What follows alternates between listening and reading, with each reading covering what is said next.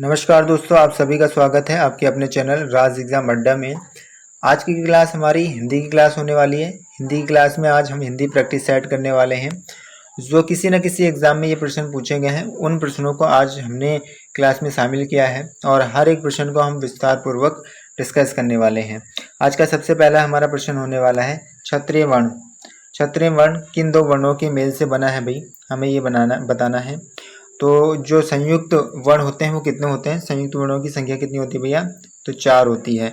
4 संयुक्त वर्ण कौन कौन से होते हैं भैया? तो क्षत्रिय होता है, त्रय होता है, ज्ञ होता है और शशे श्रेय होता है। ये 4 हमारे कैसे वर्ण है भैया? तो 4 संयुक्त वर्ण है भाई। 6 से क्षत्रिय की बात करें तो किसके योग से बनता है? तो कै धन पेचरा सह से, यानी हलंत वाला कै आएगा और पेचरा से आएगा। इससे किसका निर्माण होता है भाई? 6 से क्षत्रिय का निर्माण होता है। त्रय का निर्माण किससे होता है भाई? तो तय धन रय के निर्माण से भैया त्रय का निर्माण होता है। और जय धन और किसके भैया? जय धन ये के मेल से भैया किसका निर्माण होता है? तो ज्ञ का निर्माण होता है। और श्रेय का निर्माण किससे होता है भाई? बड़ा श्रेय हलंत वाला और रय के मेल से भैया श्रेय का निर्माण होता है। जो हमसे प्रश्न पूछा गया है कि क्षत्रिय वर्ण किन दो वर्णों के मेल से बनता है भैया? तो कै धन क्षय के मेल से बनता है, यानी आंसर नंबर इसका ए हो जाएगा। कौन सा आंसर हो जाएगा भाई? तो ए हो जाएगा। तो संयुक्त वर्ण कितने होते हैं? तो संयुक्त वर्णों की संख्या 4 होती है भाई। अगले क्वेश्चन की ओर चलते हैं। अगला आज का हमारा क्वेश्चन होने वाला है, निम्न में से संयुक्त स्वर कौन सा है? तो इनमें से संयुक्त स्वर हमें बताना है कौन सा है और संयुक्त स्वरों की संख्या कितनी होती है? तो संयुक्त स्वरों की भी संख्या 4 होती है। कितनी होती है भैया? संयुक्त स्वरों की संख्या 4 होती है। 4 कौन कौन से होते हैं हमारे? ए और ओ और औ। ये 4 हमारे कैसे हैं? तो ये 4 हमारे संयुक्त स्वर हैं। इन्हीं को विजातीय स्वर व मिश्रित स्वर भी कहा जाता है। ठीक है, इनको क्या कहा जाता है? तो विजातीय स्वर और मिश्रित स्वर भी इनको कहा जाता है और संयुक्त स्वर भी कहा जाता है। संयुक्त स्वरों की संख्या कितनी होती है भैया? 4 होती है। आ की बात करें तो आ का भैया उच्चारण स्थान क्या है? तो कंठीय। आ को भैया कंठीय स्वर भी कहा जाता है। बड़े ऊ को क्या कहा जाता है भैया? तो ओष्ठ्य स्वर कहा जाता है इसका उच्चारण स्थान। और दीर्घ ई भैया इसको क्या कहा जाता है? तालव्य, इसका उच्चारण स्थान है भैया। और ये सभी भैया मूल दीर्घ स्वर और सजातीय स्वर है भैया। ठीक है, आ ई और उ ये कैसे हैं भैया? ये सभी मूल दीर्घ स्वर हैं और सजातीय स्वर हैं भैया। ठीक है, अगर दीर्घ ई की बात करें तो दीर्घ ई हमारा कैसा है? अल्पप्राण और सघोष है भाई। ठीक है, तो इसमें हमसे पूछा गया है कि संयुक्त स्वर कौन सा है? तो संयुक्त स्वर कौन सा हो गया? औ से औरत वाला भैया कौन सा? डी ऑप्शन क्या हो गया हमारा? ये संयुक्त स्वर हो गया। इसके निर्माण की बात करें तो दीर्घ ए और ओ के मेल से इसका निर्माण होता है भैया। ठीक है, संयुक्त स्वर कितने होते हैं? तो 4 होते हैं। दीर्घ ए, दीर्घ और लघु ए, ओ और औ, ये 4 हमारे कैसे हैं भैया? संयुक्त स्वर हैं। औ की बात करें, औ का उच्चारण स्थान क्या है? तो औ का उच्चारण स्थान भैया कंठोष्ठीय है। कंठोष्ठीय भैया जो स्वर हैं कितने हैं? तो ओ और औ ये कैसे हैं भैया? हमारे कंठ ओष्ठीय स्वर है भैया। ठीक है, इनका उच्चारण भैया कंठ और होठों से होता है, इसी कारण इसको कंठोष्ठीय स्वर कहा गया है। औ भैया कैसा है? औ और जो हमारा है ये सघोष वर्ण है और अल्पप्राण वर्ण भी है भैया। कैसा वर्ण है भैया? ये तो सघोष वर्ण भी है और अल्पप्राण वर्ण भी है भैया। तो इतनी बातों को हमें इस क्वेश्चन से याद रखना है। अगले प्रश्न की ओर चलते हैं। अगला आज का जो हमारे प्रश्न होने वाला है, सभी महाप्राण वर्ण वाला है भैया। सभी महाप्राण वर्ण वाला है कौन सा है भैया? जो सभी महाप्राण है, तो कौन सा ऑप्शन हो जाएगा? महाप्राण कौन से होते हैं? तो प्रत्येक वर्ग का दूसरा और चौथा जो वर्ण होते हैं वो कैसे होते हैं भैया? महाप्राण वर्ण होते हैं। इसके साथ साथ और कौन से भैया? ऊष्म व्यंजन। ऊष्म व्यंजन कौन से भैया? श और है। ठीक है, यानी तीनों श और है कैसे हैं भैया? ऊष्म। ये कैसे हैं? महाप्राण वर्ण हैं। इनके अलावा भैया नुक्ता वाले ही डे और फे, ये भी कैसे हैं? तो ये भी महाप्राण भैया। तो महाप्राण कौन से होते हैं भैया? वर्ग के दूसरा और चौथा वर्ण महाप्राण होता है। तो वर्ग का दूसरा और चौथा वर्ण कौन सा आ रहा है भैया? तो इसमें ख, छ और ठ ये हमारे कैसे हैं? इनका उच्चारण स्थान दूसरे स्थान पर है। तो ये कैसे हमारे वर्ण हो गए? तो ये हमारे महाप्राण वर्ण हो गए। अल्पप्राण वर्ण कौन से होते हैं? अल्पप्राण वर्ण वर्ग के पहला, तीसरा, पांचवा जो वर्ण होता है वो अल्पप्राण कहलाता है। इसी के साथ साथ अंतस्थ जो व्यंजन होते हैं य र ल व, ये भी कैसे हमारे हैं, अल्पप्राण हैं। इसके साथ साथ 10 स्वर भी भैया क्या कहलाते हैं हमारे, तो अल्पप्राण कहलाते हैं भाई। ठीक है। ख के अगर उच्चारण स्थान की बात करें तो ख का उच्चारण स्थान भैया कंठीय है, और छ की बात करें तो तालव्य है, और ठ की बात करें तो मूर्धन्य इनका उच्चारण स्थान है। ठीक है। तो इतनी बातों को हमें इस प्रश्न से याद रखना है। अगले क्वेश्चन की ओर चलते हैं। अगला आज का हमारा क्वेश्चन है, यह किस प्रकार की ध्वनि है। ठीक है, यह किस प्रकार की ध्वनि है यह हमें बताना है। तो यह की अगर बात करें तो यह का उच्चारण स्थान क्या भी है, तो यह का उच्चारण स्थान तालव्य है। तालव्य में कौन से आते हैं, तो तालव्य में च वर्ग आता है। च वर्ग के अलावा और कौन से होते हैं, तो लघु ई और दीर्घ ई, ये भी कैसे हैं भैया, तो तालव्य वर्ण हैं। इसके साथ साथ यह और श भी तालव्य वर्ण होते हैं। कंठीय वर्ण कौन से होते हैं, कंठीय वर्ण की बात करें तो लघु ए और दीर्घ आ, ये कैसा हमारा कंठीय है। इसके अलावा कै वर्ग शामिल होता है और विसर्ग शामिल होते हैं, और है कैसा भैया, तो इनका उच्चारण स्थान कंठीय है भाई। ठीक है। कंठोष्ठीय वर्ण कौन से होते हैं, कंठोष्ठीय वर्ण भैया जो होते हैं दो होते हैं, ओ और औ, ये कैसे हैं भैया, तो कंठोष्ठीय वर्ण है भाई। ठीक है। और दंतोष्ठीय वर्ण कौन सा है, तो वह हमारा कैसा है, तो वह हमारा दंतोष्ठीय वर्ण है। यह की अगर बात करें तो यह अल्पप्राण और सघोष वर्ण होता है, और इसी को अंतस्थ व्यंजन भी कहा जाता है। यह का उच्चारण स्थान तालव्य होता है, और यह को अर्ध स्वर भी कहा जाता है। अर्ध स्वरों की संख्या कितनी होती है, दो होती है। यह और वह कैसे है भाई, तो अर्ध स्वर है भाई। ठीक है। तो इतनी बातों को याद रखना है। अगले क्वेश्चन की ओर चलते हैं। अगला आज का हमारा क्वेश्चन है, अर्ध विवृत स्वर भैया है। अर्ध विवृत स्वर कौन सा है, ये हमें बताना है। तो अर्ध विवृत जो स्वर हमारा है वो कौन सा है, तो दीर्घ ए। दीर्घ ए हमारा कैसा है भैया, तो अर्ध विवृत स्वर है। अर्ध विवृत स्वर और कौन कौन से होते हैं, तो ए होता है और ओ होता है आगत वाला, और दीर्घ ए और औ, ये कैसे हमारे हैं, तो ये हमारे अर्ध विवृत स्वर हैं। अगर इस वाले ए की बात करें तो ये कैसा है हमारा, तो अर्ध संवृत है।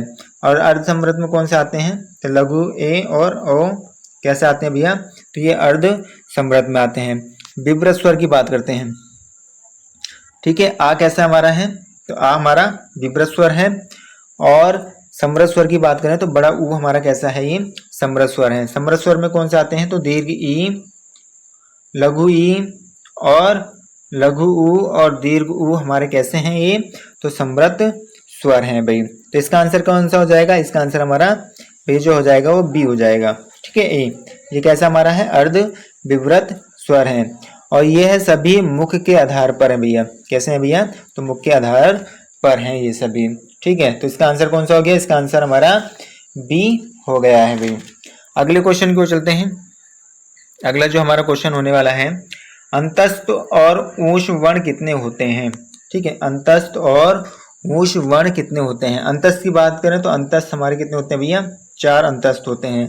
और 4 अंतस्थ कौन कौन से होते हैं, य, र, ल और व कैसे होते हैं हमारे, ये अंतस्थ वर्ण होते हैं।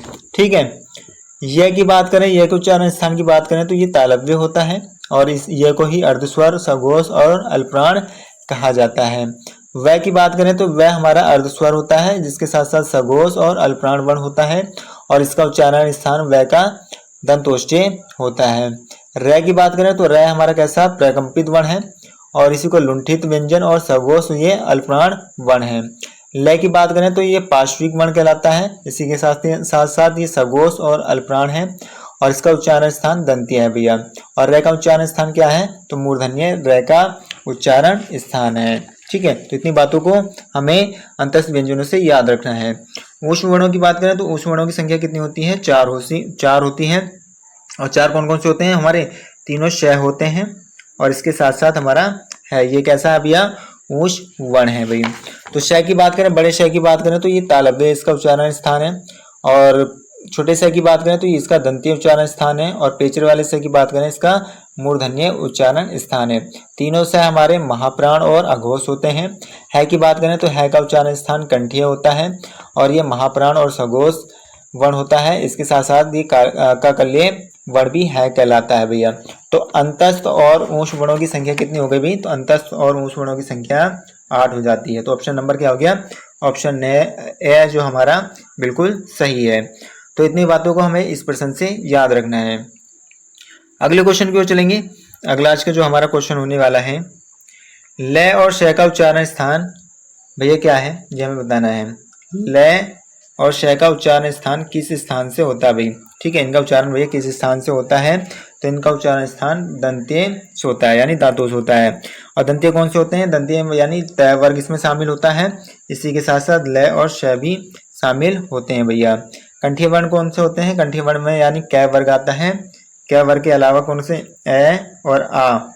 ठीक है, इसी के साथ साथ विसर्ग और है, ये कैसे हमारे हैं? तो कंठीय वर्ण है। तालव्य वर्ण कौन से होते हैं? तो तालव्य वर्ण में च वर्ग शामिल होता है। और भैया इसी के साथ साथ लघु ई और दीर्घ ई और ये और श, ये और श, ये हमारे कैसे हैं ये? तो ये तालव्य वर्ण है। ओष्ठ्य वर्ण में कौन से होते हैं? तो प वर्ग इसमें शामिल होता है। और इसी के साथ साथ लघु ऊ और दीर्घ ऊ शामिल होते हैं। तो ये कैसे हमारे हो जाते हैं? तो ये ओष्ठ्य वर्ण हो जाते हैं भाई। ठीक है, इतनी बातों को याद रखना है। अगले क्वेश्चन की ओर चलेंगे। अगला आज का जो हमारा प्रश्न होने वाला है, अगले प्रश्न की बात करें तो किस स्वर को संयुक्त स्वर माना गया है भैया? अगला क्वेश्चन है, किस स्वर को संयुक्त स्वर माना गया है? तो संयुक्त स्वर भैया, संयुक्त स्वरों की संख्या कितनी होती है? तो संयुक्त स्वरों की संख्या 4 होती है। इससे पहले हमने डिस्कस कर लिया। कौन कौन से होते हैं? तो ए होता है, दीर्घ ए और ओ और औ, ये 4 हमारे कैसे हैं? तो ये 4 हमारे संयुक्त स्वर हैं। पूछ रहे हैं कि भैया किस स्वर को संयुक्त स्वर माना गया है? तो इन चारों में कौन सा संयुक्त स्वर है? बी। इसका आंसर क्या हो गया भाई? बी। ए यानी लघु ए और लघु ए के निर्माण से हमारा क्या बना? दीर्घ ए से ऐनक बना। ठीक है, और यही क्या है हमारा? तो यही हमारा संयुक्त स्वर है। संयुक्त स्वर को ही हम क्या कहते हैं भैया? विजातीय स्वर भी कहा जाता है, क्योंकि ये अलग अलग वर्णों से इनका निर्माण हुआ है। एक ही बात करें तो एक ही वर्णों से यानी एक ही जाति से इनका निर्माण हुआ है, तो ये सजातीय स्वर भी कहलाते हैं। तो इसका आंसर क्या हो गया भाई? इसका आंसर हमारा बी हो गया है। अगले प्रश्न की ओर चलते हैं। अगला आज का जो हमारा प्रश्न होने वाला है, अगर बात करें तो अगला है, हिंदी स्वरों का वर्गीकरण जब जीभ के भाग के आधार पर किया जाता है तो इनमें से कौन सा भेद इसके अंतर्गत नहीं आएगा भाई? किसके आधार पर बात कर रहा है? हिंदी स्वरों का वर्गीकरण जब जीभ के भाग के आधार पर किया जाता है तो इनमें से कौन सा भेद इसके अंतर्गत नहीं आएगा? तो कौन सा नहीं आएगा भैया? तो इसमें जो नहीं आएगा वो विव्रत स्वर है भैया। कौन सा है? तो विव्रत स्वर है, क्योंकि ये मुख खुलने के आधार पर है भैया। और मुख खुलने के आधार पर भैया कितने प्रकार के स्वर होते हैं? तो 4 प्रकार के स्वर होते हैं। विव्रत स्वर में कौन सा आता है? तो दीर्घ आप कैसा भैया? तो ये विव्रत स्वर होता है भैया। ठीक है, तो मध्य स्वर की अगर बात करें तो मध्य स्वर में कौन सा आता है? तो लघु ए आता है, जिसको हम उदासीन स्वर भी कहते हैं। पश्य स्वर की बात करें तो पश्य स्वर में कौन कौन से आते हैं? दीर्घ आ, लघु उ, दीर्घ उ, ओ और औ, ये कैसे हैं भैया? पश्य स्वर है। अग्र स्वर की बात करें तो अग्र स्वर में कौन से आते हैं? लघु ई, दीर्घ ई आता है और लघु ए और दीर्घ ए, ये कैसे हमारे अग्र स्वर हैं भैया। अर्ध विव्रत स्वर की बात करें तो अर्ध विव्रत स्वर यानी लघु ए, दीर्घ ए, ओ और औ, ये कैसे हमारे हैं? तो अर्ध विव्रत हैं। अर्ध समृद्ध की बात करें तो ए और औ कैसे हैं भैया? ये अर्ध समृद्ध हैं। और समृद्ध स्वर की बात करें तो दीर्घ ई, लघु ई, दीर्घ उ और लघु उ, ये कैसे हमारे? ये हमारे समृद्ध स्वर कहलाते हैं। इसका आंसर कौन सा हो जाएगा? इसका आंसर ए हो जाएगा भाई। ठीक है, अगले क्वेश्चन की ओर चलेंगे। अगला आज का जो हमारा प्रश्न होने वाला है, अर्ध विव्रत स्वर है भैया।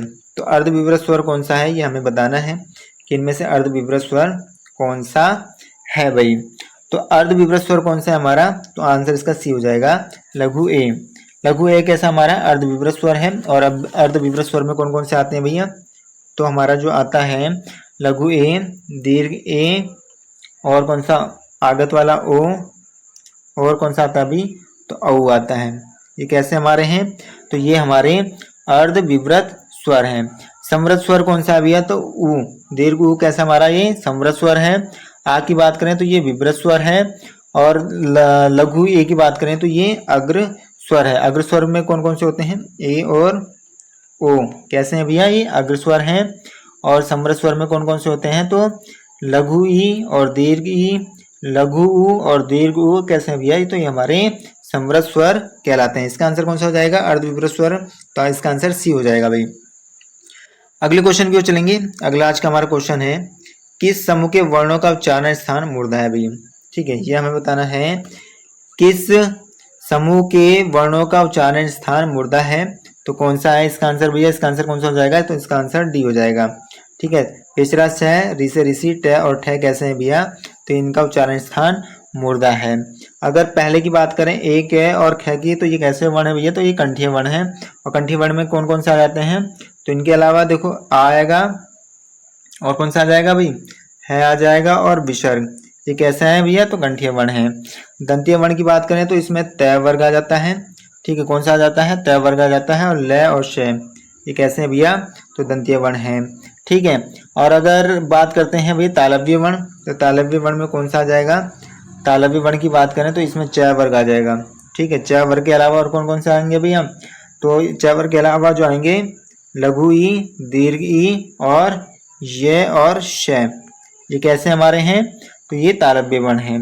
मूर्धन्य वर्ण की बात करेंगे तो मूर्धन्य वर्ण में ट वर्ग आ जाता है। ऋष, ऋषि और र और पैचरा से हमारा कैसा है? मूर्धन्य वर्ण है। ओष्ठ्य वर्ण की बात करें तो ओष्ठ्य वर्ण में हमारा पै वर्ग आएगा, और लघु ऊ और दीर्घ ऊ आ जाएंगे। कैसे हमारे हैं? तो ओष्ठ्य वर्ण है। तो इतनी बातों को हमें इस प्रश्न से याद रखना है। अगले क्वेश्चन की ओर चलेंगे। अगला आज का जो हमारा क्वेश्चन होने वाला है, कंठ तालव्य दीर्घ स्वर वर्ण का उदाहरण कौन सा है भैया? कंठ तालव्य दीर्घ स्वर वर्ण का उदाहरण कौन सा है, ये हमें बताना है। तो इसका आंसर हो जाएगा बी। ठीक है, लघु ए। लघु ए भैया कैसा है? कंठ तालव्य दीर्घ स्वर वर्ण का उदाहरण है। इसका निर्माण किससे होता है? तो इसका निर्माण लघु ए और ई से मिलता है, इसका निर्माण होता है भैया। ठीक है, इसीलिए इसको क्या कहा जाता है? कंठ तालव्य वर्ण कहा जाता है, क्योंकि ए का उच्चारण किससे होता है भाई? ए का उच्चारण कंठ से होता है, और ई का उच्चारण किससे होता है? तालु से होता है। तो इसी कारण इसको कंठ तालव्य वर्ण कहा गया है। ऋष, ऋषि की बात करें तो इसका उच्चारण स्थान क्या है? तो इसका उच्चारण स्थान मूर्धन्य है। और औ से औरत की बात करें तो इसका उच्चारण स्थान कंठोष्ठ्य वर्ण है। और दीर्घ उ की बात करें इसका उच्चारण स्थान ओष्ठ्य है भाई। ठीक है, तो इसका आंसर कौन सा हो जाएगा? इसका आंसर बी हो जाएगा। अगले क्वेश्चन की ओर चलते हैं। अगला क्वेश्चन हमारा है, लघु ई, दीर्घ ई, च, छ, ज और झ आदि का उच्चारण स्थान भैया किससे होता है? तो इनका उच्चारण स्थान जो होता है वो तालव्य होता है। कौन सा होता है भैया? इनका उच्चारण स्थान तालव्य होता है भाई। ठीक है, ओष्ठ्य वर्ण कौन से होते हैं? ओष्ठ्य वर्ण में भैया पै वर्ग शामिल होता है। मूर्धन्य वर्ण, मूर्धन्य वर्ण में ट वर्ग शामिल होता है। कंठीय वर्ण में क वर्ग शामिल होते हैं। ठीक है, तो इसका आंसर क्या हो गया? इसका आंसर ए हो गया भैया। अगले क्वेश्चन की ओर चलेंगे। अगला आज का हमारा क्वेश्चन है, कंठोष्ठ्य दीर्घ स्वर वर्ण का उदाहरण कौन सा है? कंठोष्ठ्य दीर्घ स्वर वर्ण का उदाहरण कौन सा है भाई? ठीक है, तो कंठोष्ठ्य दीर्घ स्वर कौन सा हो जाएगा? ऑप्शन नंबर सी, औ। औ कैसा है हमारा? कंठोष्ठ्य दीर्घ स्वर वर्ण का उदाहरण है भाई। ठीक है, इसके निर्माण की बात करें, इसका निर्माण किससे होता है? तो इसका निर्माण ए धन ओ से होता है। इसी कारण इसको क्या कहा गया भाई? इसका कंठोष्ठ्य वर्ण कहा गया है भाई। ठीक है, अगले क्वेश्चन की ओर चलेंगे। अगला आज का हमारा क्वेश्चन है, इनमें से ओष्ठ्य वर्ण कौन सा है? ठीक है, इनमें से ओष्ठ्य वर्ण कौन सा है? तो इनमें से ओष्ठ्य वर्ण जो होगा ओशी, यानी ऊ कैसा हमारा है? तो ओष्ठ्य वर्ण है भैया। आ और ए की बात करें तो ये कंठीय वर्ण है। ठीक है, और ई की बात करें तो ई हमारा कैसा है? तो ये तालव्य वर्ण है भैया। ठीक है, तो इतनी बातों को हमें इस प्रश्न से याद रखना है। अगले क्वेश्चन की ओर चलेंगे। अगला आज का जो हमारा क्वेश्चन होने वाला है, होठों की आवृत्ति के अनुसार अवृतमुखी स्वर कौन सी है भैया? किसके भैया? होठों की आवृत्ति के अनुसार अवृतमुखी स्वर कौन सी है? तो ई है। कौन सी भैया? ई है भैया। व्रतमुखी स्वर कौन कौन से होते हैं? तो व्रतमुखी में जो आते हैं भैया वो आता है लघु ऊ और दीर्घ ऊ, ओ और औ। ये कैसे हमारे हैं? तो ये जो हमारे हैं व्रतमुखी स्वर हैं। अव्रतमुखी स्वर में कौन से आते हैं? तो लघु ए आता है, कौन सा आता है भाई, लघु ए, दीर्घ आ, लघु ई, दीर्घ ई, लघु ए और दीर्घ ए, ये कैसे हमारे हैं, तो ये अवृतमुखी स्वर हैं भाई। ठीक है, तो इतनी बातों को हमें इस प्रश्न से याद रखना है भाई। अगले प्रश्न की ओर चलेंगे। अगला जो हमारा प्रश्न आने वाला है, अगर अगले प्रश्न की बात करें, इनमें से कौन सा व्यंजन औष्ठ्य, महाप्राण और कैसा भैया, महाप्राण, घोष, वर्ण है भैया। इनमें से कौन सा व्यंजन है जो कि औष्ठ्य है, महाप्राण है और भैया कैसा है, घोष, व्यंजन, वर्ण है। तो कौन सा हो जाएगा इसमें भाई, भय, भय हो जाएगा। ठीक है, भय कैसा हमारा है, तो औष्ठ्य भी है और महाप्राण भी है और सघोष व्यंजन भी है। फय की बात करें तो फय हमारा कैसा है, औष्ठ्य है, महाप्राण है भैया। ठीक है, कैसा है ये, औष्ठ्य है और महाप्राण है। टय की बात करें तो टय हमारा मूर्धन्य व्यंजन है और जी भय की बात करें तो औष्ठ्य भी है, महाप्राण भी है, सघोष वर्ण भी है। वय की बात करें तो वह हमारा कैसा है, दंतोष्ठ्य व्यंजन है ये। ठीक है, और औष्ठ्य अगर व्यंजन की बात करें, औष्ठ्य व्यंजन में कौन से आते हैं भाई, पै वर्ग शामिल होता है। औष्ठ्य व्यंजन में कौन सा वर्ग शामिल होता है, पै वर्ग शामिल होता है। इसी के साथ साथ लघु उ और दीर्घ उ भी शामिल होते हैं भाई। महाप्राण कौन से होते हैं, महाप्राण दूसरा चौथा जो वर्ण होते हैं वो महाप्राण होते हैं। और सघोष वर्ण कौन से होते हैं, 3 4 5, यानी तीसरा चौथा और पांचवा वर्ण कैसे होते हैं भैया, सघोष वर्ण होते हैं भाई। अगले क्वेश्चन की ओर चलेंगे। अगला आज का हमारा क्वेश्चन होने वाला है, दिए गए व्यंजनों में कितने अघोष व्यंजन शामिल हैं। जो व्यंजन दे रखे हैं भैया, इनमें कितने अघोष व्यंजन शामिल हैं, यह हमसे पूछा गया है। तो इसमें अघोष व्यंजन कौन से हैं भैया, तो अघोष व्यंजन कौन से होते हैं, तो अघोष व्यंजन वर्ग के पहला और दूसरा वर्ण जो कौन सा होता है भैया, अघोष व्यंजन होता है। पहला दूसरा चेक कर लेंगे भैया, पहले दूसरे पे कौन से हैं, तो भैया देखो इसका उच्चारण भैया स्थान कितना है, तीसरा है, इसका चौथा है, इसका तीसरा है, इसका पांचवा है। पहला दूसरा कौन सा है, ठ और थ। तो यानी कि इससे हमें पता चल गया कि अघोष व्यंजन शामिल है भैया। इसमें कौन कौन से हैं, तो ठ और त भैया, यानी 2 शामिल है इसमें। इसका आंसर कौन सा हो जाएगा, 2 हो जाएगा। सघोष व्यंजन कौन से होते हैं, तो प्रत्येक वर्ण का तीसरा चौथा पांचवा वर्ण जो कि क्या होता है भैया, तो सघोष व्यंजन होता है। इसी के साथ साथ सभी स्वर होते हैं, यानी 11 स्वर शामिल होते हैं और इसी के साथ साथ अंतस्थ व्यंजन शामिल होते हैं। टोटल सघोष व्यंजन कितने होते हैं, तो टोटल सघोष व्यंजन 31 होते हैं भाई। अगले क्वेश्चन की ओर चलेंगे। अगला आज का हमारा क्वेश्चन होने वाला है, दिए गए व्यंजनों में कितने तालव्य, महाप्राण और घोष वर्ण है भैया। जो कि तालव्य भी हैं, महाप्राण भी हैं और क्या है भैया, घोष भी हैं। तो कितने हैं भैया इसमें बताना है हमें। तो तालव्य कौन सा हो जाएगा, 6, लेकिन क्या पूछा है भैया, महाप्राण। ठीक है, महाप्राण पूछा है और क्या पूछा है, घोष भी होना चाहिए, यानी सघोष भी होना चाहिए। तो देखो गय का स्थान अगर पूछें तो ये तो कंठिया, ये नहीं होगा। जय की देखें तो ये तालव्य है और ये क्या है, महाप्राण नहीं है भाई। ठीक है, 6 की बात करें तो ये तालव्य है लेकिन महाप्राण है, लेकिन ये क्या नहीं है भैया, तो सघोष नहीं है। तो इनमें से क्या हो जाएगा, इनमें से कोई सा नहीं, यानी इसका आंसर बी हो जाएगा, यानी 0। ठीक है, इसका आंसर क्या हो जाएगा, 0 हो जाएगा। अगले क्वेश्चन की ओर चलेंगे। अगला आज का हमारा क्वेश्चन है, इनमें से ऊष्म व्यंजन कौन सा है। पूछा है इनमें से ऊष्म व्यंजन कौन सा है भाई। तो ऊष्म व्यंजन कौन से होते हैं, ऊष्म व्यंजनों की संख्या कितनी होती है भैया, 4 होती है। 4 कौन से होते हैं, यानी तीनों श होते हैं हमारे, और क्या होता है भाई, है शामिल होता है। तो ऊष्म व्यंजन कौन सा हो गया हमारा, है हो गया इसमें ऊष्म व्यंजन। अगले क्वेश्चन की ओर चलेंगे। अगला आज का जो हमारा क्वेश्चन होने वाला है, इनमें से संयुक्त व्यंजन कौन से हैं भैया। पूछा है कि इनमें से संयुक्त व्यंजन कौन से हैं। तो संयुक्त व्यंजन कितने होते हैं, संयुक्त व्यंजनों की संख्या 4 होती है। और 4 कौन से होते हैं भैया, अक्षय होता है, त्र होता है, ज्ञानी होता है और श्रेय होता है। ये 4 हमारे कैसे हैं, तो ये 4 हमारे संयुक्त व्यंजन हैं। ठीक है, इसका आंसर कौन सा हो जाएगा, इसका आंसर बी हो जाएगा। ठीक है, और ये रेलवे को क्या कहते हैं, ये रेलवे को अंतस्थ व्यंजन कहा जाता है। और यानी तीनों श और है को क्या कहा जाता है, तो ऊष्म संघर्षी व्यंजन इनको कहा जाता है भाई। ठीक है, अगर बात करते हैं 6 से छतरी का निर्माण किससे होता है, कै धन श के मेल से होता है। त्रय का निर्माण किससे होता है, तय धन रह के मेल से होता है। श्रय और किसके गैर की बात करें तो जय धन ये से मेल होता है भैया। श्रय की बात करें बड़ा श और रह होते हैं भैया इसमें मिले हुए। तो इतने बातों को हमें इस प्रश्न से याद रखना है।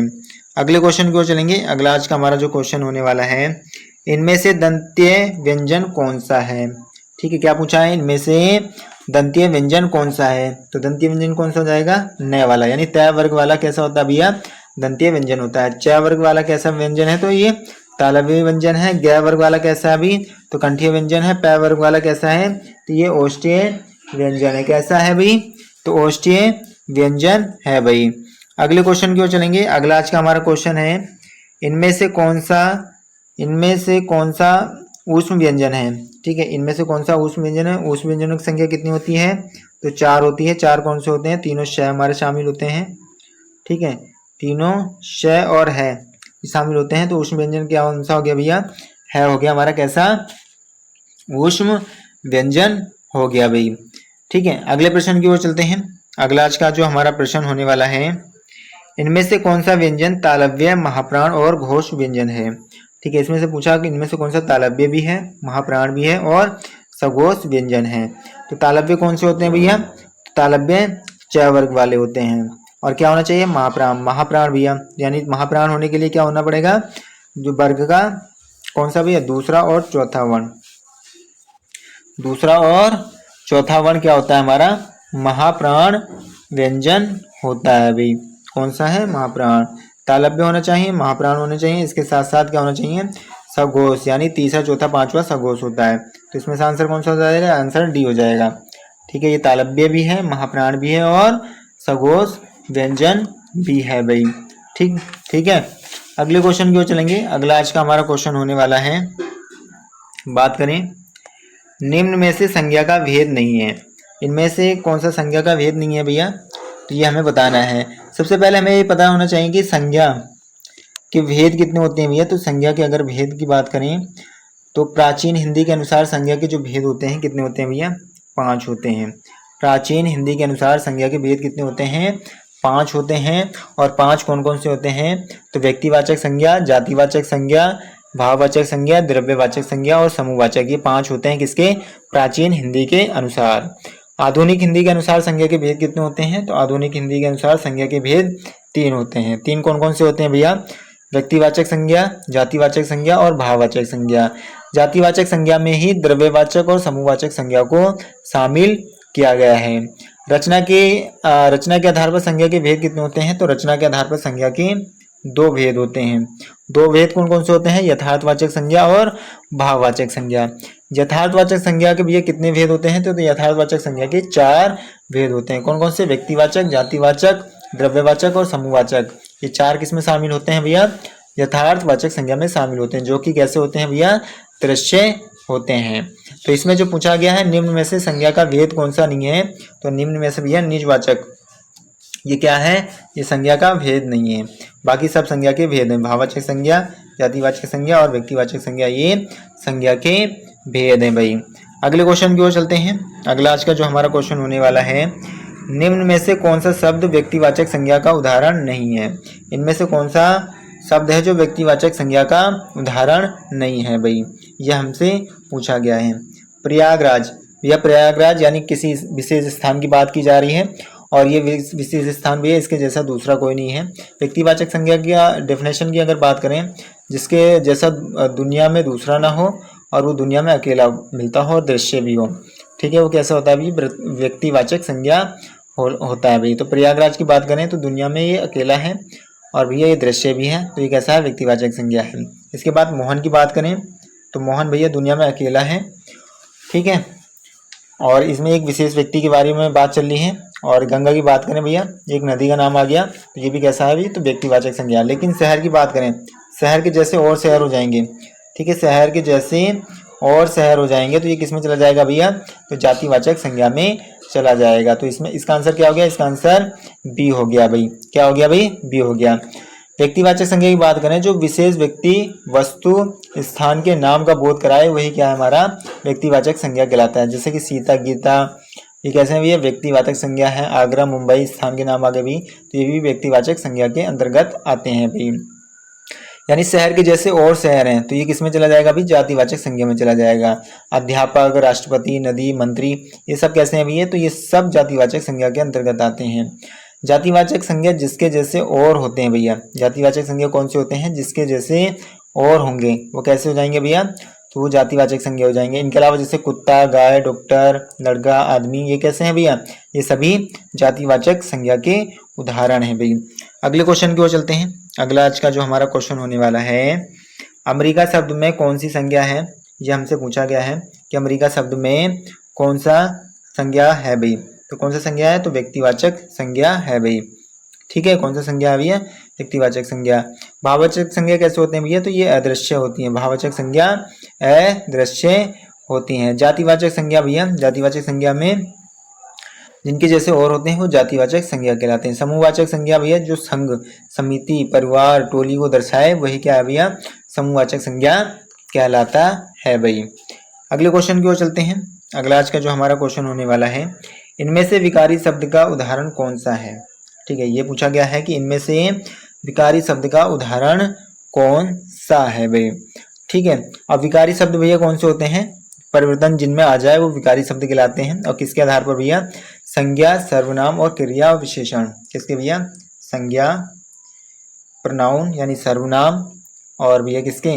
क्रिया और विशेषण के आधार पर भैया जिसमें विकार पैदा हो जाए उन्हीं को क्या कहा जाता है? उन्हीं को विकारी शब्द कहा जाता है।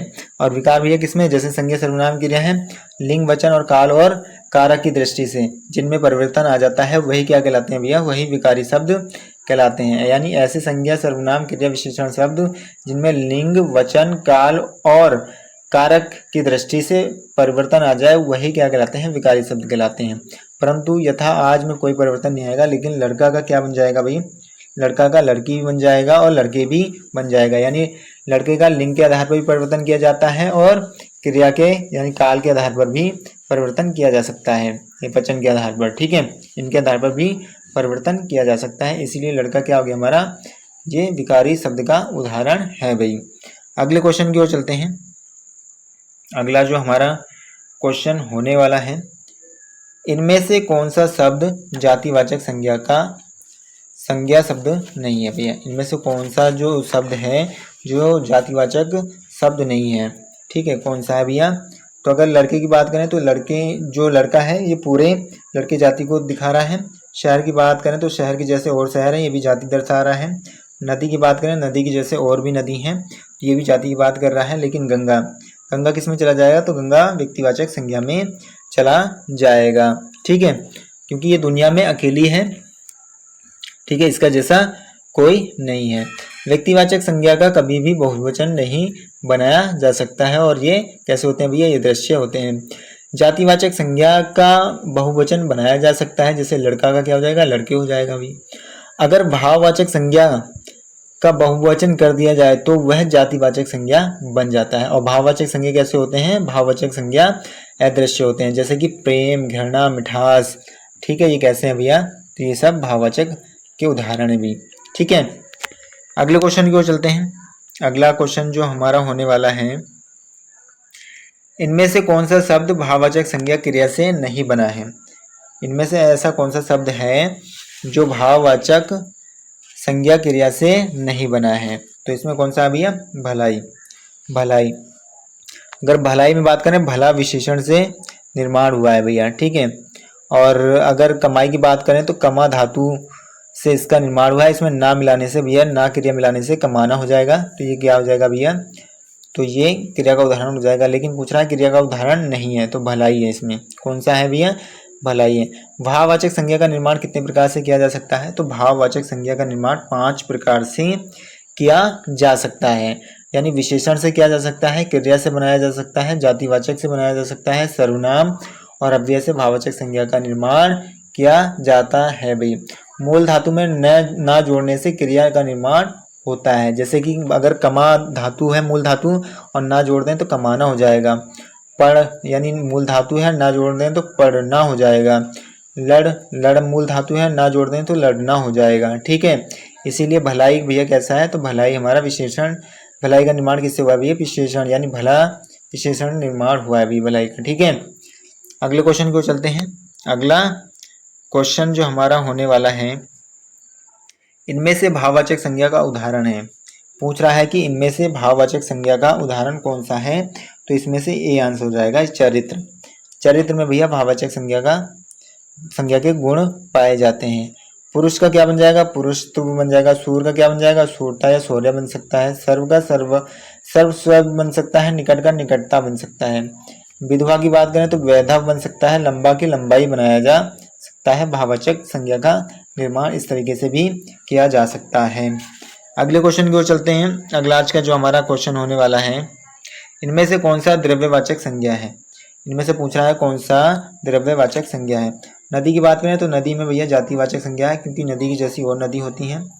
सोना की बात करें तो भैया सोना कैसा है, तो सोना ही द्रव्यवाचक संज्ञा है। यानी द्रव्य की अवस्थाएं कितनी होती हैं, 5 प्रकार की अवस्थाएं होती हैं। उसमें एक अवस्था में भैया सोना भी आता है, यानी ठोस अवस्था में कौन सा आ जाएगा, सोना आ जाएगा।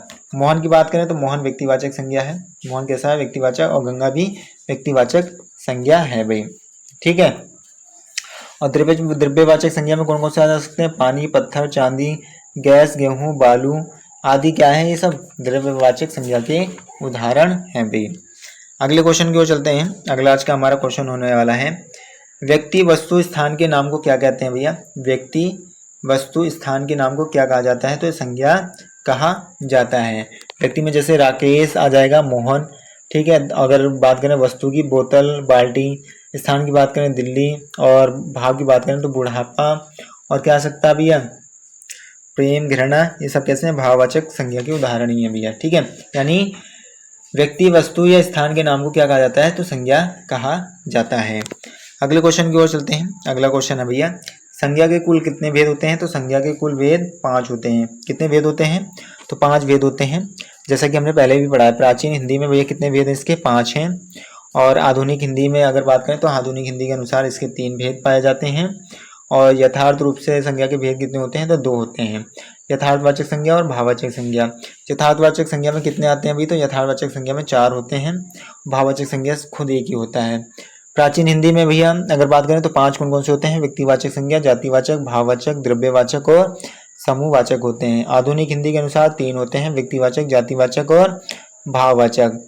संज्ञा के भेद अगर बात करें तो व्यक्तिवाचक संज्ञा कि अगर पहचान की बात करें तो व्यक्तिवाचक संज्ञा जो दुनिया में अकेली हो, ठीक है, जो दुनिया में अकेली हो, जिसके जैसे और भी ना हो, ठीक है, वो कैसे होते हैं, व्यक्तिवाचक संज्ञा होते हैं। जैसे कि राम, भगत सिंह, मुंबई और नर्मदा, ये कैसे हैं भैया, तो ये हमारे व्यक्तिवाचक संज्ञा के उदाहरण है भैया। जातिवाचक संज्ञा की बात करें, जिसके जैसे और हो, ठीक है। जातिवाचक संज्ञा क्या कहती है कि जिसके जैसे और हो, वो कैसे होंगे भैया, तो जातिवाचक संज्ञा होंगे। जैसे वकील हो जाएगा, अध्यापक हो जाएगा, पर्वत हो जाएंगे, ये कैसे हैं भैया, तो ये जातिवाचक संज्ञा के उदाहरण हैं। भाववाचक संज्ञा की बात करें, जो किसी भाव को प्रकट करें, वो कैसे हैं भैया, तो वो भाववाचक संज्ञा कहलाते हैं। जैसे कि बुराई, अच्छाई, जवानी, क्रोध, ये सब कैसे हैं भैया, भाववाचक संज्ञा के उदाहरण हैं। द्रव्यवाचक संज्ञा की बात करें, सोना, चांदी, पत्थर, चावल, ये किसके उदाहरण हैं, तो ये द्रव्यवाचक संज्ञा के उदाहरण हैं भाई। समूहवाचक संज्ञा की बात करें तो समूहवाचक संज्ञा में भैया टीम, टोली, भीड़, संस्था, कक्षा आदि ये कैसे आ जाएंगे, ये तो समूहवाचक संज्ञा के उदाहरण होते हैं भाई। अगले क्वेश्चन की ओर चलते हैं। अगला आज का जो हमारा क्वेश्चन होने वाला है, हिंदी में शब्दों का लिंग निर्धारण किसके आधार पर होता है, तो हिंदी में शब्दों का लिंग निर्धारण भैया होता है, वो संज्ञा के आधार पर होता है। किसके आधार पर होता है, तो संज्ञा के आधार पर होता है भाई। अगले प्रश्न की ओर चलते हैं। अगला प्रश्न हमारा होने वाला है, कावेरी शब्द में कौन सी संज्ञा है भैया, ठीक है, कौन सी भैया, कावेरी शब्द में कौन सी संज्ञा है भैया, तो कावेरी शब्द में कौन सी संज्ञा है, तो व्यक्तिवाचक संज्ञा है। कौन सी संज्ञा भैया, तो व्यक्तिवाचक संज्ञा है भाई। आशा करूंगा आप सभी को आज की क्लास अच्छी लगी होगी। अगर आपको क्लास अच्छी लगी है तो लाइक, शेयर एंड सब्सक्राइब करना ना भूलें। Thank you.